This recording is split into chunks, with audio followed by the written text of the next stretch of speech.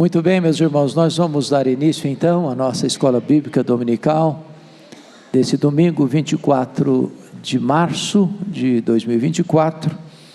Estamos fazendo a exposição do livro de Eclesiastes e hoje vamos abordar o capítulo 2, versos de 1 a 11. Peço que você abra sua Bíblia comigo neste texto, Eclesiastes capítulo 2, versos de 1 a 11. O texto diz assim: disse comigo, vamos, eu te provarei com a alegria, goza pois a felicidade, mas também isso era vaidade. Do riso disse, é loucura, e da alegria, de que serve?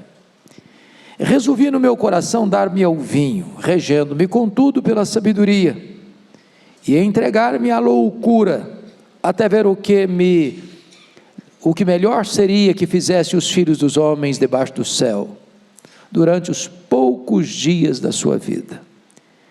Empreendi grandes obras, edifiquei para mim casas, plantei para mim vinhas, fiz jardins e pomares para mim, e nestes plantei árvores frutíferas de toda a espécie. Fiz para mim açudes, para regar com eles o bosque, em que reverdeciam as árvores. Comprei servos e servas, e tive servos nascidos em casa. Também possuí bois e ovelhas, mais do que possuíram todos os que antes de mim viveram em Jerusalém. Amontoei também para mim prata e ouro, e tesouros de reis e de províncias.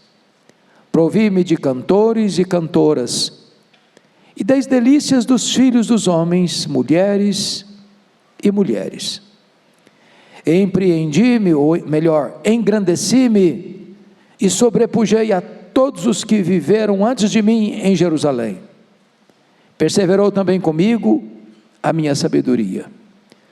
Tudo quanto desejaram os meus olhos, não lhes neguei, nem privei o coração de alegria alguma, pois eu me alegrava com todas as minhas fadigas, isso era a recompensa de todas elas. Considerei todas as obras que fizeram as minhas mãos, como também o trabalho que eu, com fadigas, havia feito.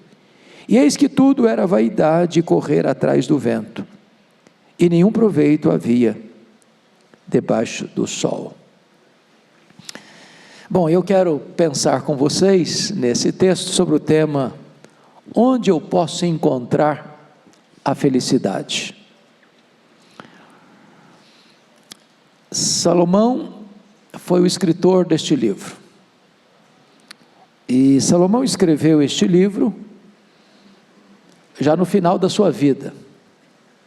Ele escreveu Cântico dos Cânticos na sua juventude, ele escreveu Provérbios na sua fase de maturidade, e ele escreveu Eclesiastes já no final da sua biografia, da sua vida.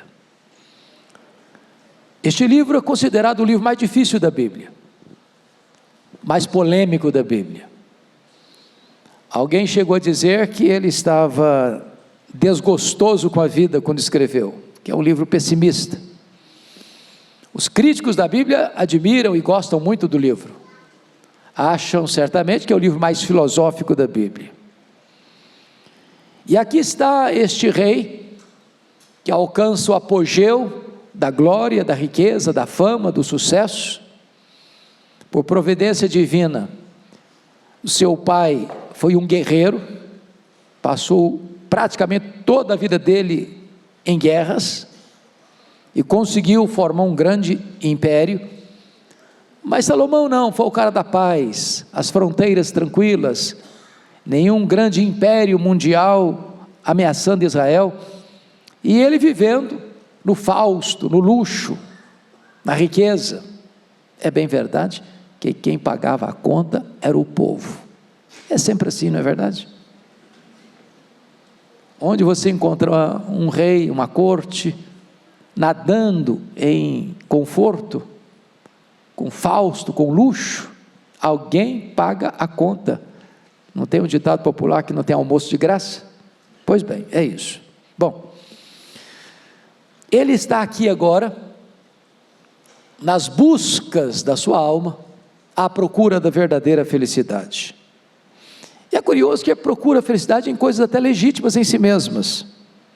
Mas o problema é que a busca dele é uma busca sem Deus, apenas nas coisas debaixo do sol, apenas a busca das coisas no aqui, no agora, no plano humano, horizontal. O problema todo é que, nesse mesmo livro, no capítulo 3, versículo 11, diz que Deus colocou a eternidade no coração do homem. E o que significa isso? Significa que aquilo que é temporal, que é terreno, que é material, por mais robusto que seja esse conteúdo, não é capaz de satisfazer os anseios da alma, não é capaz de preencher o vazio do coração. Se dinheiro pudesse tornar o homem feliz, todos os ricos seriam felizes. Há mais suicídio entre os ricos do que entre os pobres. Se fama tornasse alguém feliz, grandes artistas, grandes cantores, grandes artistas jamais mergulhariam nas drogas, tirariam a sua própria vida. Salomão está retratando para nós aqui que mesmo uma pessoa vivendo uma vida maiúscula, bebendo todas as taças dos prazeres, frequentando os mais fartos banquetes, os mais ricos, os mais requintados, isso não satisfaz. Talvez hoje nós pudéssemos dizer, o camarada poderia ter as melhores casas, os melhores apartamentos, os mais luxuosos, com as mobílias mais caras, ou poderia fazer as viagens para os lugares mais paradisíacos, hospedar nos hotéis de máxima categoria, frequentar os restaurantes mais conceituados, usar as joias mais caras, ou as roupas de grifes mais sofisticadas, poderia viver no luxo máximo, no Fausto, e ainda assim a sua alma estar absolutamente seca, vazia, sem sentido, sem propósito. Então, dito isto, vamos com a Bíblia aberta observar esse texto. Primeiramente, uma resolução inquietante. Ele diz assim: disse comigo, vamos, eu te provarei com alegria. Olha, você que ele não tem com quem conversar, então ele conversa com ele mesmo, ele conversa com a sua alma, ele está desafiando ele mesmo, ele está pegando ele mesmo pela lapela e diz: vamos embora, vamos, eu vou te provar com alegria, eu vou te mostrar o banquete da alegria, vamos lá. A palavra provar aí, eu te provarei, está retratando para nós que ele segue um experimento, uma tentativa de aprender algo pela experiência própria. Ele não quer ler num livro, ele não quer assistir um programa, ele quer pessoalmente experimentar essa alegria. Ele não quer um coach falando para ele, ele quer ser a pessoa para experimentar o que ele está querendo. Em outras palavras, Salomão se tornou um hedonista experimental. Segundo lugar, veja comigo aí uma constatação decepcionante. Ele diz assim: goza pois a felicidade, mas também isso era vaidade. Do riso diz, é loucura, e da alegria, de que serve? Sabe o que está acontecendo aqui? Salomão está tendo um choque de realidade. Se você percebeu, a conclusão conclusão vem antes da prova. Ele nem começou ainda, ele já está concluindo que não vai funcionar. Vem, eu vou te provar. Mas antes de provar, ele diz, não vai dar certo. Não vai funcionar. E a pergunta é, onde ele foi procurar essa felicidade? Vejam vocês, do riso. O que é riso? Riso traduz o que para nós? Festa, banquetes, happy hours da vida, divertimento. Quantas pessoas hoje, convenhamos, estão procurando uma felicidade numa festa, numa boate, num show, na apresentação de um artista, correndo daqui para ali, na busca de alguma coisa que possa preencher esse vazio, dar sentido à vida. Que mais? Da alegria, dos festivais, onde se rasga a cara em ruidosas gargalhadas nos happy hours da vida, mas depois precisa voltar para casa com o rosto banhado de lágrimas, com o coração seco de significado. Tanto o riso zombeteiro das piadas, do humorismo, não preenche o vazio, mas ele diz, tudo isso é loucura, não serve para nada. Isso poderia estar estampado, irmãos, nas manchetes. Talvez o exemplo clássico disso seria a chamada festa do carnaval, chamada festa da alegria. Só acha que é festa da alegria se a pessoa fica olhando só os quadros transmitidos na televisão. Mas quando você entra lá naquele meio, e eu já fiz evangelismo nesse meio, você fica perplexo. As pessoas estão arrebentadas. As pessoas estão correndo atrás de um trio elétrico, bebendo até cair na sarjeta, até se encher de vômito. E é por isso que essa festa termina em cinzas, porque não poderia ser de outra maneira. Essa tentativa é decepcionante, é o que Salomão está dizendo aqui. Mas em terceiro lugar, vamos ver onde ele vai buscar a felicidade agora. Versículo 3, confira aí comigo. Resolvi no meu coração dar-me ao vinho, regendo-me contudo pela sabedoria, e entregar-me à loucura, até ver o que melhor seria que fizesse os filhos dos homens debaixo do céu, durante os poucos dias da sua vida. Então vamos entender algumas coisas aqui. Primeiro, uma investigação persistente, até ver. Eu vou tomar desculpa da expressão, vou tomar um porre hoje, depois eu nunca mais vou beber. Não, ele está procurando até ver.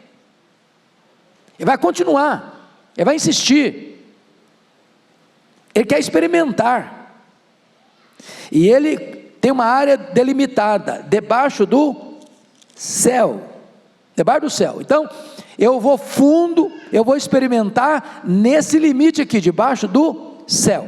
Então, primeiramente, é uma resolução consciente, confira aí comigo, resolvi no meu coração. Resolvi no meu coração é o seguinte, eu pensei, eu refleti, eu ponderei, e é isso mesmo que eu quero. Ou seja, uma resolução consciente. Qual a resolução que ele tomou? Vou me entregar a quê? Ao vinho. Se eu vou me entregar ao vinho, quem manda em mim? O vinho. Eu vou me entregar a ele, ele vai ser meu patrão, vai ser quem vai comandar a minha vida. Segundo, uma resolução paradoxal, porque ele diz assim, resolvi no meu coração dar meu vinho, regendo-me contudo pela sabedoria. Não, desculpa, mas não vai ser possível. Se você é regido pelo vinho, você não pode ser regido pela sabedoria. Se você é regido pela sabedoria, você não pode ser regido pelo vinho. Perceberam? O pecado torna um homem tolo. Tolo. porque não dá para as duas coisas caminharem juntas, não dá. Dar-se ao vinho e ser regido pela sabedoria é um contrassenso. Onde o vinho domina, a sabedoria se ausenta. É por isso que Provérbios 21 diz: o vinho é escarnecedor e a bebida forte alvoroçadora, todo aquele que por eles é vencido não é sábio. Sabe quem escreveu isso? Salomão. Sabe quando o camarada faz uma declaração e depois, num dado momento da vida dele, perdeu o referencial e diz: não, o que eu escrevi não está valendo não, agora o que vale é o seguinte, eu vou experimentar esse negócio do vinho. Eu já disse lá atrás que quem é dominado pelo vinho não é sábio, mas quem sabe eu faço um outro experimento agora e chego a uma outra conclusão. Mas mais do que isso, é uma resolução inconsequente, porque a loucura embaça a visão, entenebrece o entendimento e calcifica os sentimentos. Entregar-me à loucura. É curioso como Salomão, ele está tão em busca da felicidade, que ele está disposto a ir às últimas consequências. Entregar-me à loucura. Estou falando de um rei, que é afamado no mundo, pela riqueza, pela sabedoria, pela fama. Quantas pessoas estão buscando um sentido para a vida, neste hedonismo sem freios, sem limites? Por isso ele vai dizer que é uma resolução irrefletida, porque vai dizer assim: durante os poucos dias da minha vida. Se tem poucos dias da sua vida, qual é o sentido máximo que nós deveríamos ter da vida? Vou remer o tempo. Imagine você o seguinte: se você já viu filmes disso aí, não já? Você vai ao médico e diz: olha, você tem, pela medicina, pela ciência, você tem tantos dias de vida. Vamos imaginar aí 6 meses. O que você faria nesses 6 meses? Bom, eu vou procurar viver da melhor maneira. Ele sabe que tem poucos dias, e eu vou fazer a loucura. Eu vou beber, eu vou encher a cara. Eu vou beber todas. Eu vou curtir as raias da loucura.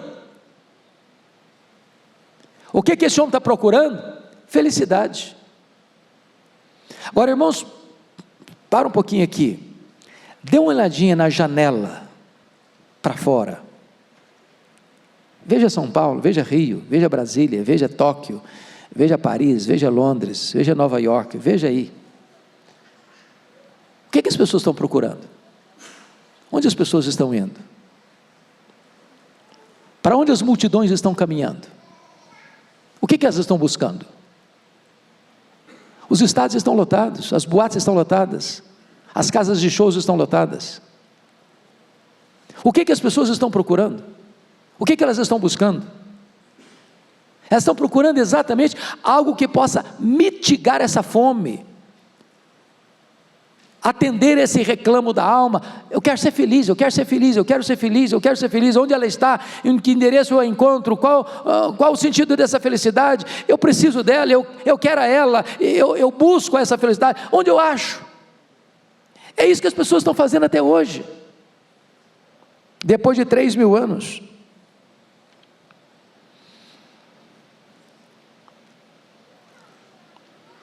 Ou seja, a loucura de Salomão é o seguinte: ele sabe que tem pouco tempo para viver, mas está procurando a coisa errada. Isso é falta de sabedoria. Porque se eu sei que eu tenho pouco tempo para viver, eu quero viver de uma maneira sensata, de uma maneira bonita, de uma maneira linda. Eu quero me preparar para esse momento. Quarto ponto: a busca da felicidade, não apenas na bebida, mas agora a busca da felicidade nos empreendimentos. Então ele vai sair agora da festa, do entretenimento, que não deu certo, onde ele não encontrou felicidade. Bom, agora eu vou dar uma melhorada no meu performance, vou ver se eu acho a felicidade nos meus empreendimentos. Você acha que tem gente procurando felicidade nos empreendimentos? na sua empresa, nos seus negócios, nos seus investimentos, no seu lucro, nas suas compras, nas suas vendas, nos seus resultados financeiros, nos melhores investimentos. Então vamos dar uma olhadinha? Dá uma olhadinha comigo agora nos versos 4 a 6. Você leia comigo, por favor, esses 3 versos, vamos juntos? Empreendi grandes obras, edifiquei para mim casas, plantei para mim vinhas, fiz jardins e pomares para mim, e nestes plantei árvores frutíferas de toda espécie. Fiz para mim açudes, para regar com eles o bosque em que reverdeciam as árvores. Então vamos dar uma olhadinha aqui, onde ele está buscando. Primeiramente, notem comigo a pluralidade de suas obras e empreendimentos. Um detalhe aqui é que tudo está no plural. Percebeu isso? Casas, vinhas, jardins, pomares, árvores frutíferas, açudes, tudo no plural. Estou falando do cara mais rico. Note aqui um detalhe, eu falei que os mais ricos cometem mais suicídio que os mais pobres, porque o pobre pensa o seguinte: bom, eu estou nessa magrela toda, passando esse aperto todo, mas se eu conseguir mudar de casa, se eu conseguir trocar de carro, se eu conseguir dobrar meu salário, se eu conseguir trabalhar numa outra empresa, a minha vida está resolvida. E aí ele luta por isso. E aí ele chega naquele patamar, bom, não está aqui não, mas se eu conseguir um pouquinho mais à frente, lá está. E ele chega lá, e ele continua subindo. Mas o cara que já subiu no topo da montanha, ele é o mais rico, ele é o mais culto, ele é o mais sábio, ele é o mais famoso. E ele descobriu uma coisa: a felicidade não está lá em cima. Não está lá em cima. E esse camarada aqui, tudo na vida dele é grande. E ele descobriu que em tudo isso, ele não tinha encontrado o quê? A felicidade. Mas além de as suas obras estarem no plural, veja você a finalidade de suas obras e empreendimentos. Isso é muito curioso. Volte os olhos comigo para os versos 4 a 6. Ele diz assim: empreendi grandes obras. Quem empreendeu? Ele. Ele é o ator do ato. Agora, para quem que ele está fazendo tudo isso? Edifiquei casas para mim, plantei para mim vinhas, fiz jardins e pomares para mim, fiz para mim açudes. Então o camarada é a origem e ele é o destino das suas obras. Que coisa pior que é isso? Porque às vezes o camarada pode até empreender grandes obras com um sentimento mais humano, né? Mais altruísta. Estou fazendo para deixar para minha família, para deixar um legado para os meus filhos, para minhas futuras gerações, ou para empreender grandes causas no reino de Deus, para investir na obra de Deus, para ter recursos para socorrer necessitados. Bom, mas ele não, ele tem tudo no plural, tudo grande, para mim, eu sou o centro do universo. Aí já está o primeiro problema, que a felicidade não está aí mesmo. Agora, vocês acham que existem pessoas assim hoje ainda? Tudo é por mim, tudo é através de mim, tudo é para mim. Essas pessoas mudariam o texto de Romanos 11, porque dele, por meio dele, para ele são todas as coisas, porque de mim, por mim e para mim são todas as coisas. Esse é o lema dessas pessoas. Ele era o feitor e o beneficiário de tudo. Vamos ver agora em quarto lugar, ou em quinto lugar, a busca da felicidade nos prazeres. Já que ele não conseguiu felicidade nas realizações, quem sabe ele vai encontrar agora a felicidade nos prazeres. Então, confira comigo os versos 7 e 8. Você pode ler os 7 e 8 comigo? Vamos juntos? Comprei servos e servas, e tive servos nascidos em casa. Também possuí bois e ovelhas, mais do que possuíram todos os que antes de mim viveram em Jerusalém. Amontoei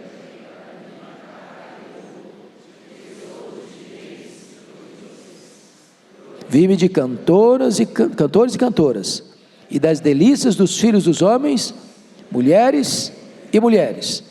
Então, ele está buscando agora a felicidade, já que não conseguiu na bebida, nas festas, já que não conseguiu a felicidade nos empreendimentos, quem sabe a felicidade esteja nos prazeres da vida. Qual foi o primeiro prazer da vida que ele procurou felicidade? Na riqueza. Convenhamos, a riqueza traz felicidade? Claro que traz uma dose de felicidade, óbvio. Uma coisa é você andar num carrinho 1000, que esquenta o motor quando o trânsito para, e você tem que correr para buscar água para botar no refrigerador, senão ele pifa. Outra coisa é você andar num carro chique. Uma coisa é você morar numa casinha simplesinhas demais da conta, tudo apertado, se você entra o outro tem que sair. E outra coisa é morar numa cobertura. Uma coisa é você pegar um voo de 24 horas de queixo duro, e outra coisa é você pegar um voo de 24 horas de classe executiva e dormindo. Uma coisa é você morar e hospedar numa pensão, outra coisa é você morar ou habitar ou ficar hospedado num hotel 5 estrelas. Ok, te oferece determinadas vantagens, óbvio. Dinheiro não é problema não, dinheiro é uma bênção. Dinheiro traz conforto, dinheiro traz favorecimentos, o dinheiro traz para você alívio. Mas a grande questão é, a felicidade mora aí? Onde está a felicidade? E essa é uma ilusão, irmãos, que as pessoas têm até hoje. Se eu tiver mais, eu vou ser mais feliz. E eu tinha um primo, tenho um primo, que era um cara muito, diria para você, rico. E ele sempre me dizia uma coisa: Hernandes, o rico tem 2 problemas. Eu falei, é mesmo? Nem sabia que tinha. Eu falei, então quais são os 2 problemas do rico? Ele diz, o primeiro problema do rico é ganhar. O segundo problema do rico é medo de perder. Ele não vive, ele foi atormentado. Porque o pobre, quando perde uma nota de R$10. O rico, quando perde, ele perde 1 milhão, 2 milhões, 3, 50 milhões do dia para a noite. Ele fica desesperado, ele não tem paz, ele vive inquieto, ele não dorme direito.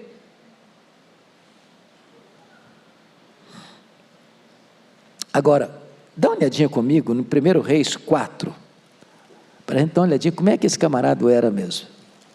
1 Reis capítulo 4, olha lá comigo, depois a gente volta para Eclesiastes, versículos 20 a 23, vamos ver quão rico era esse camarada. 1 Reis 4, a partir do verso 20, está escrito assim: eram, pois, os de Judá e Israel muitos, numerosos como areia, que está ao pé do mar, comiam, bebiam e se alegravam. Dominava Salomão sobre todos os reinos, desde o Eufrates até a terra dos filisteus e até a fronteira do Egito, os quais pagavam tributo e serviam a Salomão todos os dias da sua vida. Era, pois, o provimento diário de Salomão 30 coros de flor de farinha e 60 coros de farinha, 10 bois cevados, 20 bois de pasto e 100 carneiros, afora os veados, as gazelas, os corços e aves cevadas. porque dominava sobre toda a região e sobre todos os reis aquém do Eufrates, desde Tifsa até Gaza, e tinha paz por todo o derredor. O camarada tinha um império, tinha um reino. A mesa dele era um negócio assim fora do normal, tanta gente, tanto luxo, tanta fartura, tanta riqueza. Mas ele não vai encontrar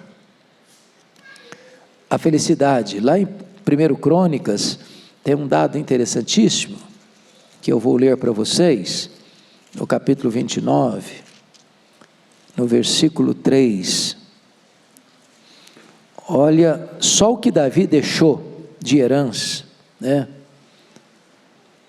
E ainda, porque ama a casa do meu Deus, o ouro e a prata particulares que tenho doou para a casa de Deus, afora tudo quanto preparei para o santuário. Ele deixou toda a provisão para Salomão construir, muito ouro, muita riqueza, muito luxo, muita coisa. E ele não encontrou felicidade na riqueza.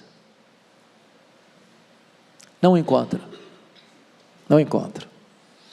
Mas então, já que não encontra felicidade na riqueza, quem sabe a felicidade esteja no outro campo.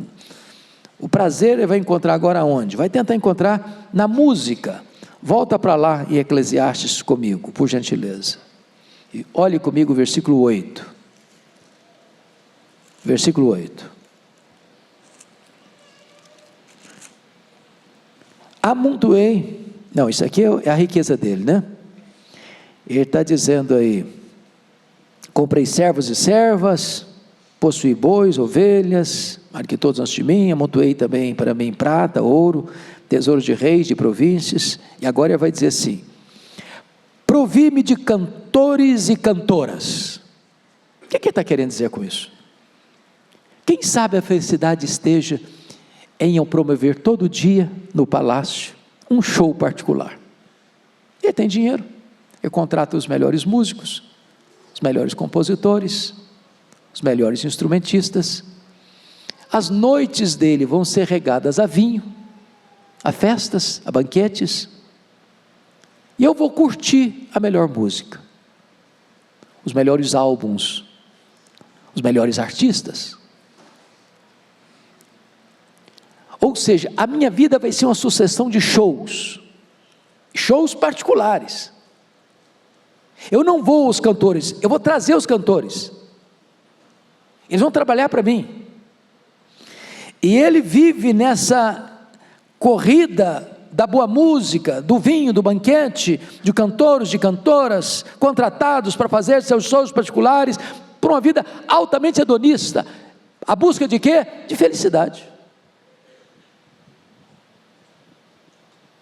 É curioso como hoje as pessoas ainda estão atrás de músicos, de cantores, de artistas, de shows, de eventos, de celebridades, procurando avidamente, sofregamente, alguma coisa que possa preencher esse vazio do coração. Mas não encontrou também, então vai procurar em outro lugar, e vai procurar no sexo. Olha o versículo 8, a parte final, quando ele diz assim: e das delícias dos filhos dos homens, mulheres e mulheres. Nós vivemos numa sociedade pansexual, vivemos numa sociedade que idolatra o sexo, nós vivemos numa sociedade que nós poderíamos chamar de somolatria, a idolatração do corpo, a exploração do corpo. Nós vivemos numa sociedade onde as fronteiras estão cada vez menores, a permissividade num grau máximo. E às vezes as pessoas pensam que se tiverem muitas aventuras serão felizes. E 1 Reis capítulo 11 versículo 3 diz que Salomão ultrapassou todos os que viveram antes ou talvez depois dele, porque ele tinha 700 princesas e 300 concubinas. Ninguém teve um harém tão robustamente formado como Salomão. Eu estou escrevendo agora o comentário de Esther, e vocês conhecem a história de Esther. quando o rei Assuero, ou Xerxes I, filho do grande Dario, dá um banquete de 6 meses, convoca os príncipes e celebra 6 meses, depois uma festa de 7 dias para os servos, com bebida solta e sem restrição, e ele está aqui, já bêbado, quando ele dá uma ordem aos eunucos, para irem buscar a rainha Vasti, que também estava dando um outro banquete, trajada da coroa real, para ele expor o objeto do seu prazer, como espetáculo da beleza feminina, para provocar talvez inveja nos príncipes, porque ela era extremamente formosa. Alguns rabinos chegam até a afirmar que Assuero queria que Vasti viesse apenas trajada com a coroa, sem qualquer vestimenta, para expor como objeto do seu prazer o corpo da sua princesa. E diz a Bíblia que ela corajosamente rejeitou, se rebelou contra a autoridade máxima do mundo da época e não compareceu. Ele ficou irado. Seus conselheiros disseram: olha, se você deixar isso barato, essa epidemia pega, e aí vai ser um problema para os homens, porque as mulheres vão se rebelar no império todo, e vai ser uma loucura. Então, você quer um conselho? O Memucã disse assim: você depõe a rainha, tira a coroa dela, e busque uma mulher melhor do que ela. E o Assuero estava fazendo esse grande banquete, porque ele estava convocando os príncipes para preparar o seu império para uma guerra contra os gregos, e ele sofre uma derrota acachapante nessa guerra, no ano 480, 4 anos depois ele está voltando derrotado, coração solitário, sentindo saudade da Vasti, mas como era a lei dos medos e dos persas, não podia reverter. Aí os seus moços disseram: vamos fazer o seguinte, fácil resolver isso, vamos fazer um concurso de beleza, vamos procurar moças virgens belas, você convoca. E assim foi feito. E diz Flávio Josefo, historiador judeu, que foram convocadas 400 moças virgens, belas. E alguém pode dizer: não, que coisa fantástica, as moças concorrendo nesse grande festival, nesse grande concurso de beleza. Não, mas não era bem assim não, não era bem assim não. Só uma. E as outras condenadas a ficarem no harém, sem poder se casar, anônimas. Quem sabe nunca mais veriam de perto o rosto do rei. Salomão tem 700 princesas, não são 400 não, 700 princesas, 300 concubinas, escravas sexuais, propriedades de um homem, que não tinham liberdade de voltar para a família, não tinham liberdade de constituir família, não tinham liberdade de casar. Esse homem podia dormir de cama em cama e nunca mais repetir, a não ser depois de 3 anos, mais de 3 anos.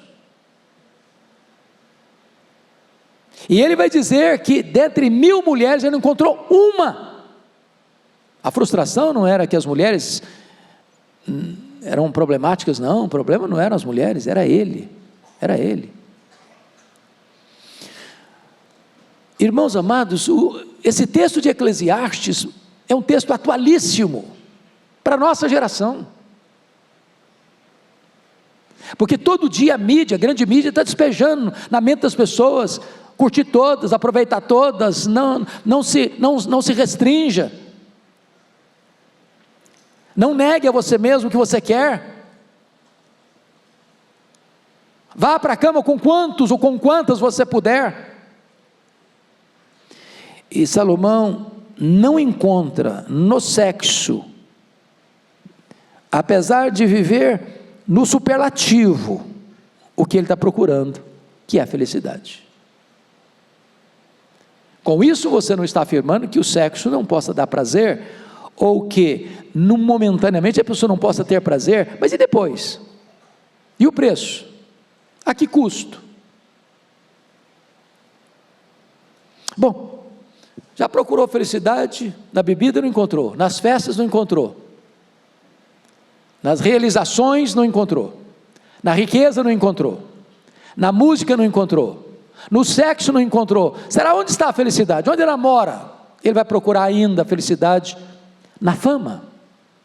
Confira comigo aí, versículo 9, Eclesiastes 2:9. Você pode ler comigo? Vamos juntos? Engrandeci-me e sobrepujei a todos os que viveram antes de mim em Jerusalém. Perseverou também comigo a minha sabedoria. Bom, agora ele começa a descrever a sua fama e a sua glória.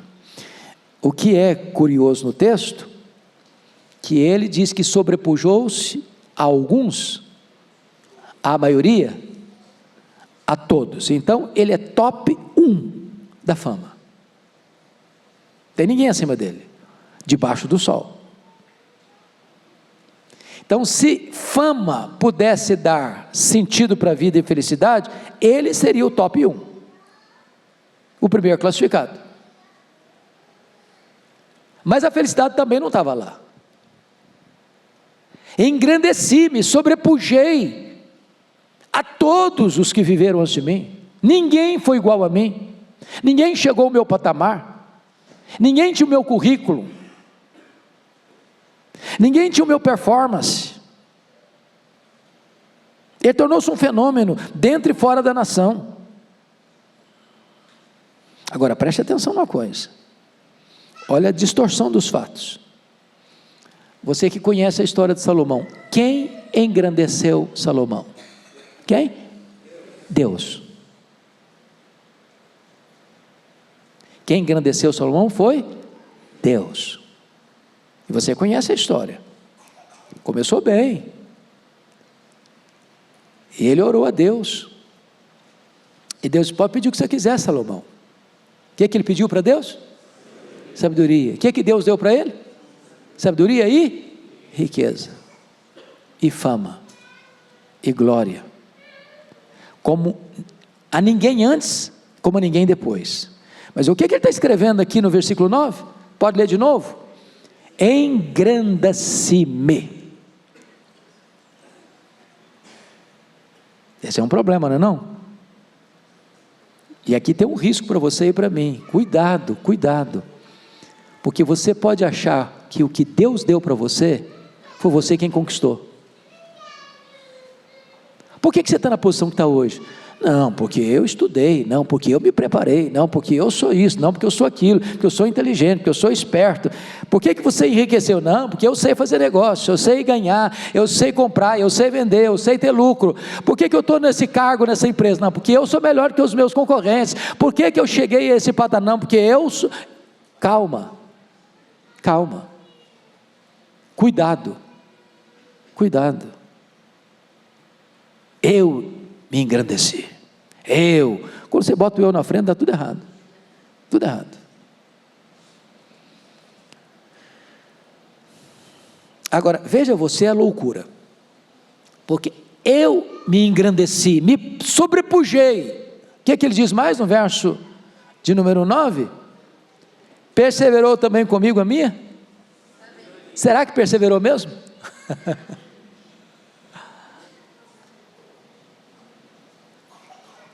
Você percebe a coisa? A contradição, o contrassenso, a tolice, a loucura. Irmãos, toda pessoa que bate palmas para ela mesma, toda pessoa que se autoelogia, toda pessoa que olha e diz, eu sou o melhor, toda pessoa que gosta de fazer solo do quão grande é tu diante do espelho,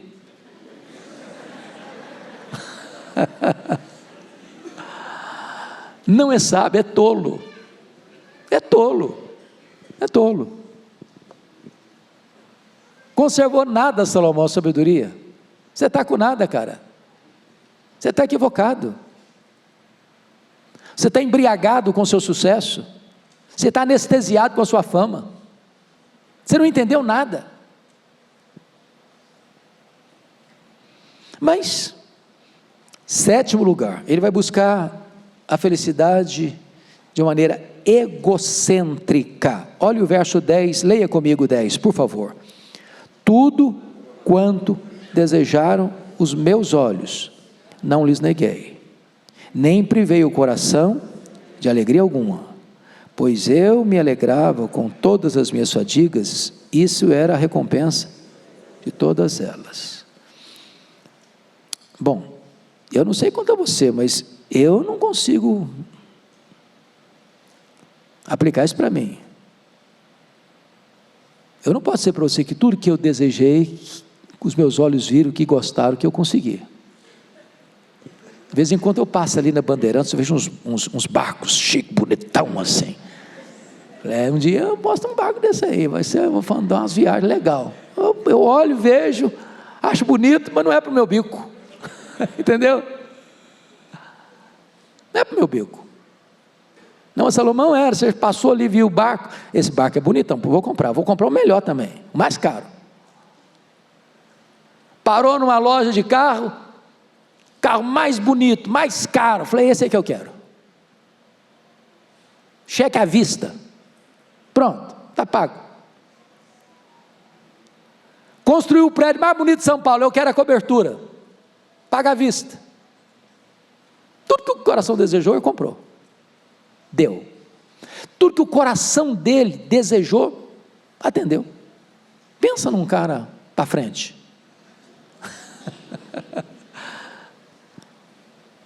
Nada disso resolveu. Nada disso resolveu. Sabe o que vai acontecer? Ele vai dizer no capítulo 1, versículo 8. É só você ver uma página para trás aí. O que ele disse? Os olhos não se fartam de ver. Sabe o que significa isso? Você viu uma coisa linda hoje, linda, é isso, aí você vai lá e compra, amanhã você vê outra mais linda ainda, aí você pode comprar, aí no outro dia você vê outra mais linda ainda. Sabe o que significa isso? Você nunca vai conseguir satisfazer completamente os seus olhos. Ele chegou a dizer que tudo que os olhos viram, ele entregou, tudo que o coração desejou, ele entregou. Salomão viveu sob o império dos sentidos, e ele devia conhecer a verdade que ele mesmo depois escreveu, o coração enganoso,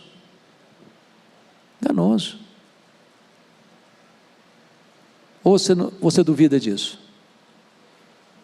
Que você pode desejar coisa que você acha que é bom, mas é uma tragédia para a sua vida. Mas esse homem viveu sob o império dos sentidos. Agora, olha outra coisa no versículo 10, na parte B, tem uma coisa muito interessante aí, na parte finalzinha lá do versículo 10, ele diz assim, e isso era a recompensa de todas elas, ele vive sob a ilusão do alto merecimento. Sabe o que ele está querendo dizer com isso? Eu mereço ser feliz, eu mereço ser feliz. Aqui está um grande risco, sabia? Quando a pessoa tem tudo e diz, não, mas eu mereço ser feliz, eu quero mais. Eu estou insatisfeito com a casa que eu moro, estou insatisfeito com o carro que eu ando, estou insatisfeito com o trabalho que eu tenho, estou insatisfeito com o cônjuge que eu tenho, estou insatisfeito com os filhos que eu tenho, estou insatisfeito com a igreja que eu tenho, estou insatisfeito com os amigos que eu tenho, eu mereço mais. Eu mereço mais. Eu tenho créditos de merecimento que ainda não recebi. Eu quero mais, eu mereço mais. É isso que está aí. Ele pensou que ele era o centro do universo. Agora, Vamos dar uma olhadinha na conclusão de tudo? Então vamos fazer uma avaliação do que já falamos. Ele buscou a felicidade. Em que lugar que ele buscou a felicidade? Primeiro, na música, no riso, nas festas. Depois, procurou a felicidade na bebida. Depois ele procurou a felicidade nas realizações. Depois ele procurou a felicidade na riqueza. Depois ele procurou a felicidade nos músicos. Depois ele procurou a felicidade no sexo. Depois ele procurou a felicidade na fama. Depois ele resumiu dizendo que tudo que os olhos desejaram, tudo que o coração ansiou, ele atendeu. Depois ele está dizendo que ele merecia de fato ser feliz. Qual foi a conclusão? Aonde ele chegou? Que frutos ele colheu dessa semeadura? Resposta, versículo 11. Vamos ler o versículo 11, por favor. Considerei todas as obras que fizeram as minhas mãos, como também o trabalho que eu, com fadigas, havia feito. E eis que tudo era vaidade, e correr atrás do vento, e nenhum proveito havia debaixo do sol. O que é a palavra vaidade? A palavra rebel, palavra hebraica para vaidade, significa vento, vapor, neblina, bolha de sabão. O que é uma neblina? É uma coisa que vem e vai, que desaparece. O que é uma bolha de sabão? É uma coisa que tem colorido, mas se você enfiar um alfinete, a bolha estoura e não tem nada dentro. Vaidade. Tudo é o quê? Vaidade. E ele vai dizer que é correr atrás do vento. Eu não sei, mas não tem coisa mais tola do que correr atrás do vento. Você consegue pegar o vento? Pegar pelos cabelos, fica aqui, rapaz. Não corra na minha frente. Vamos correr juntos. Jesus disse: se você não sabe, o vento é assim, você não sabe de onde vem, nem para onde vai. Correr atrás do vento é uma missão inglória, frustrada. É desilusão amarga. O que ele está dizendo para nós é que as grandes obras humanas não satisfazem. Considerei todas as obras que fizeram as minhas mãos, todas, e foram grandes, e foram plurais, e foram maiúsculas, e todas elas, disse assim, o resultado foi bolha de sabão.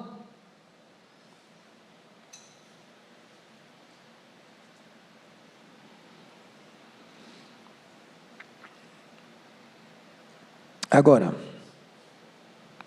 o sentido de tudo isso não é que, vamos entender aqui, porque ele está escrevendo do ponto de vista debaixo do sol, mas a pergunta é: a felicidade existe? Ela existe? Sim. Segunda pergunta: é legítimo buscar a felicidade? Sim. A felicidade tem endereço? Resposta é sim.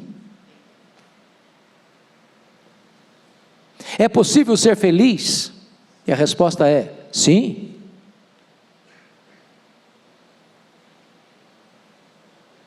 O problema não é a busca da felicidade.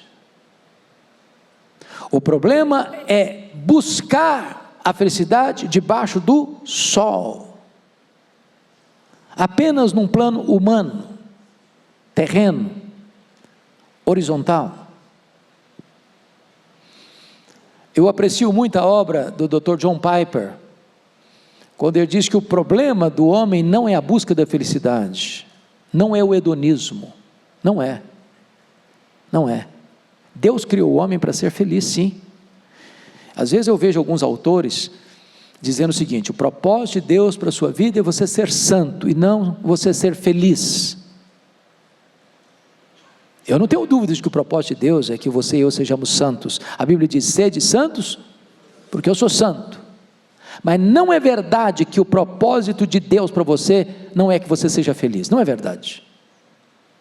Quem melhor entendeu isso foram os nossos irmãos puritanos, lá do século 17, que se reuniram na abadia de Westminster, que escreveram os documentos que nós chamamos de os símbolos de fé da igreja presbiteriana, a confissão de fé de Westminster, os catecismos, breve e maior. E a primeira pergunta do catecismo foi esta: qual é o fim principal do homem? E a resposta é: o fim principal do homem é glorificar a Deus e gozá-lo para sempre. Então John Piper diz o seguinte: sabe qual é o problema? O problema do homem é contentar-se com a felicidade pequena demais, terrena demais, limitada demais, quando Deus nos criou para a maior de todas as felicidades, a felicidade de amá-lo, de conhecê-lo, de fruí-lo, de desfrutar da sua intimidade e da sua presença. Então a felicidade existe, mas onde ela está? Ela não está nas festas, no álcool, nas músicas, nas realizações, nas riquezas, no sexo, na fama, nos shows. A felicidade está em Deus. É por isso que o Salmo 16 diz: na presença do Senhor há plenitude de alegria, e na sua destra delícias perpetuamente. É por isso que Jesus Cristo disse: eu vim para que vocês tenham vida, e vida em abundância. É por isso que a Bíblia diz: alegrai-vos sempre no Senhor. Outra vez digo: alegrai-vos.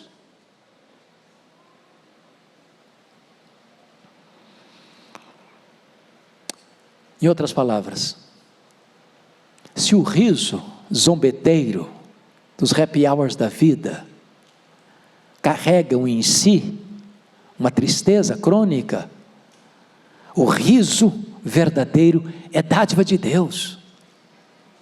Dádiva de Deus.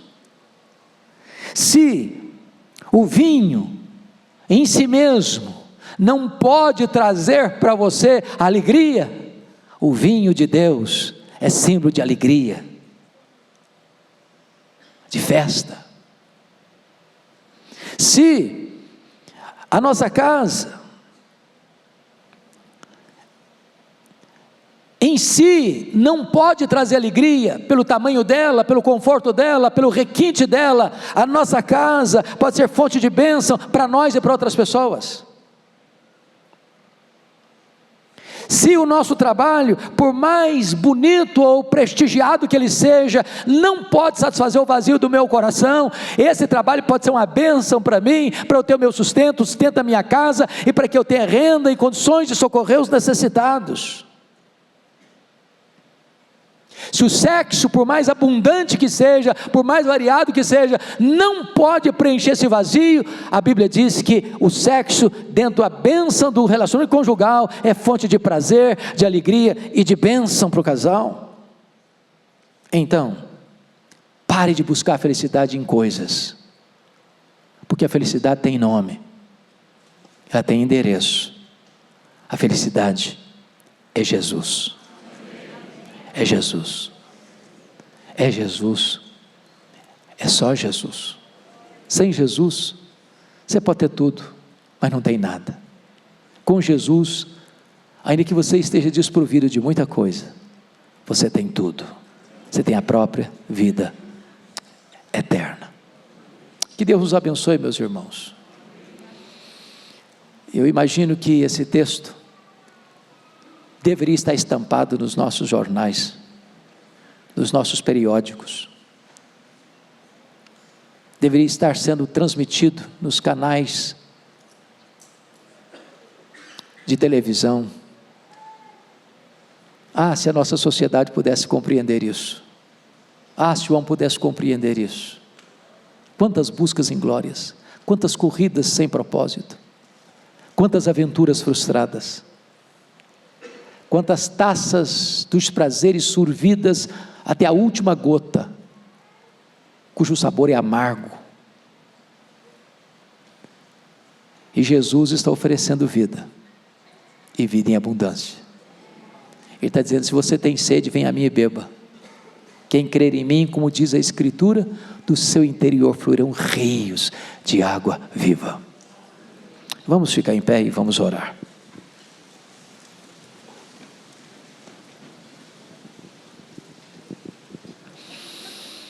Senhor Deus, receba o nosso tributo de gratidão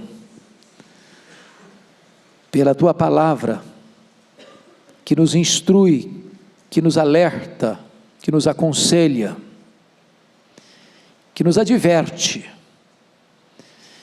Deus, não permita que o nosso coração seja enganado pelas ilusões do nosso coração, ou pelo brilho falso do mundo. Não permita, meu Deus, que busquemos sentido para a vida nas coisas, ainda que as melhores, ilícitas e boas em si mesmas, como um substituto da Tua presença em nossa vida.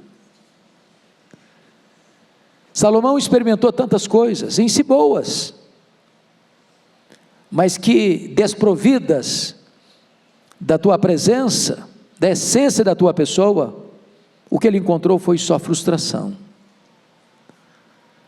Mas esse texto está escrito, meu Deus, para nossa advertência, para que não venhamos a percorrer o mesmo caminho que ele percorreu, nessa busca frenética da felicidade. Ajuda-nos a não entrarmos por esses descaminhos, ajuda-nos a olhar para Jesus, e encontrar nele uma fonte eterna de vida, de deleite, de prazer para a nossa vida. Receba o nosso tributo de louvor e gratidão pela instrução da Tua palavra, e nós oramos com ações de graças em nome de Jesus. Amém. Deus abençoe, meus amados.